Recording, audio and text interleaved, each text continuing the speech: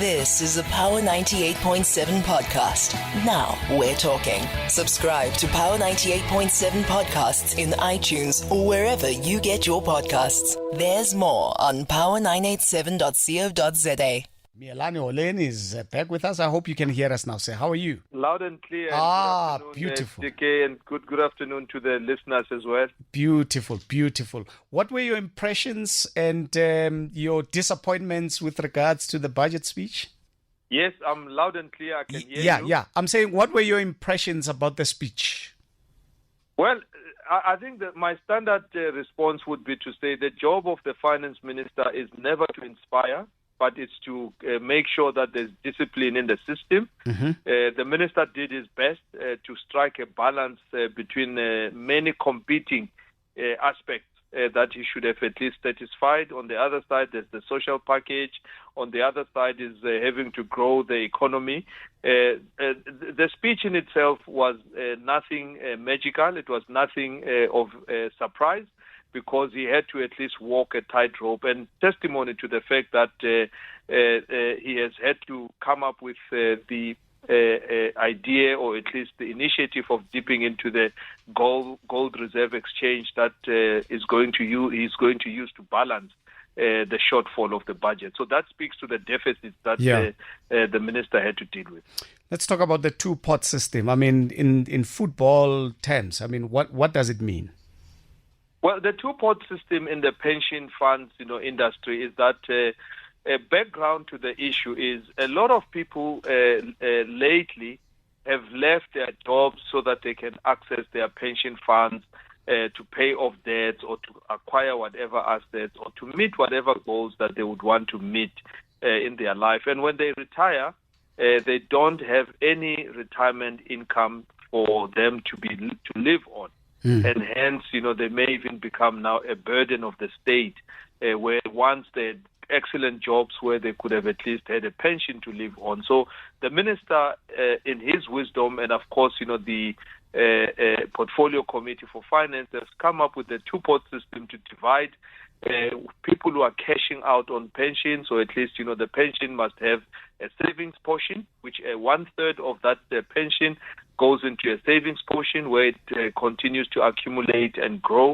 The 2/3, is then that, it goes into the pension fund. So when it's cashed out, you'll be able to cash out, the pension fund portion and be able to do with it whatever you'd like. The savings, at least, is one that is going to continue growing so that it becomes a saving that can protect one when they are in retirement. So if I've got 2 million, how much can I take out cash into my check account?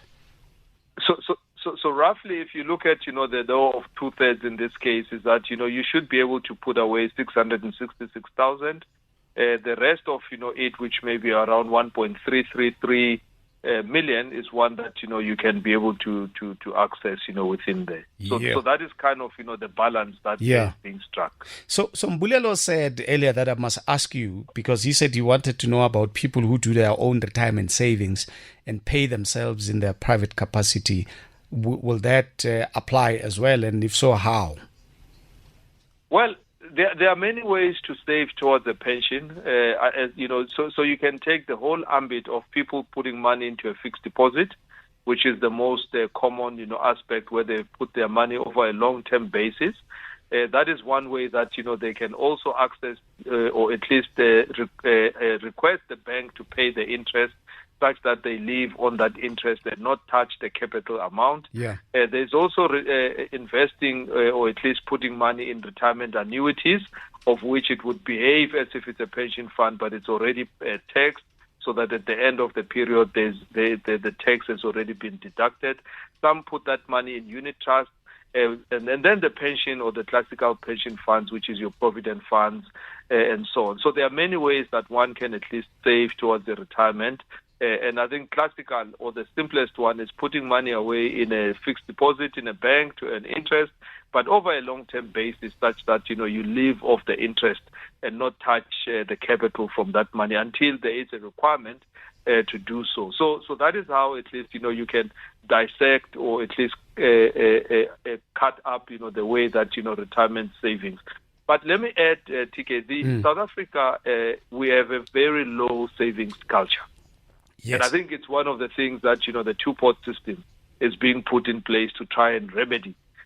What is the importance of savings in a country? It contributes to the gross fixed capital formation of a country, which would at least galvanize, funding for things like infrastructure. So the higher the savings, the greater the government has instruments to be able to even borrow from that money to build economic infrastructure, and that becomes a multiplier effect that helps the economy to keep on growing. The reason why our economy is not growing is not for anything else. It's things like low savings culture, lack of beneficiation, dependence on the commodities, and so on and so forth. That's why our economy, whichever way you look at it, it will not grow beyond a single digit. Yeah.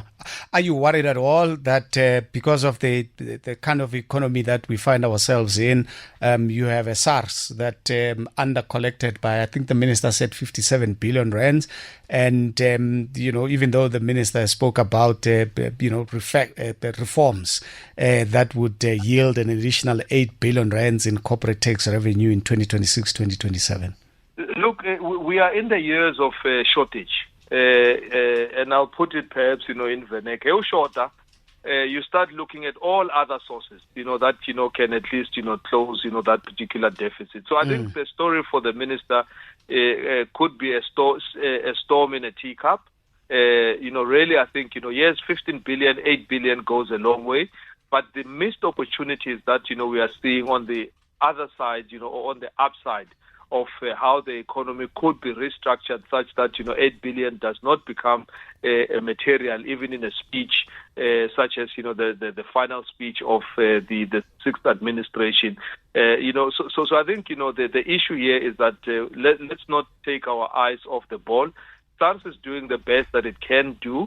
They are continuing to deploy technology and systems to be able to harvest, the money that they can. But remember, SARS only can harvest the money or that is within the economy. The job of government through the National Development Plan, through the institutions of government, is to create a growth that can enable SARS to collect even more, such that inefficiencies within the tax collection system will always exist. And I think if you take a margin of 8 billion divided by the almost trillion that they collect through the fiscus, becomes as I say, a drop in the ocean. Yeah.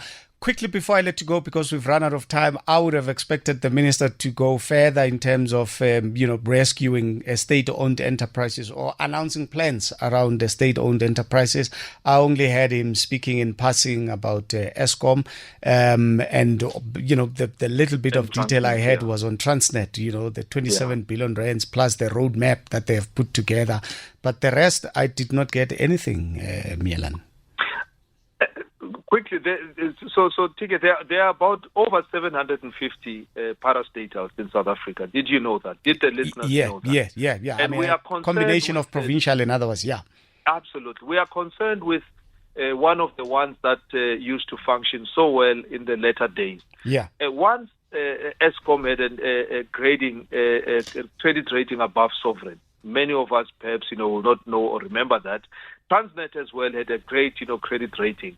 Those are businesses of government. I think it's not fair for the minister or anyone or the public purse to have to go and subsidize institutions that are businesses and in a way are a monopoly in the economy.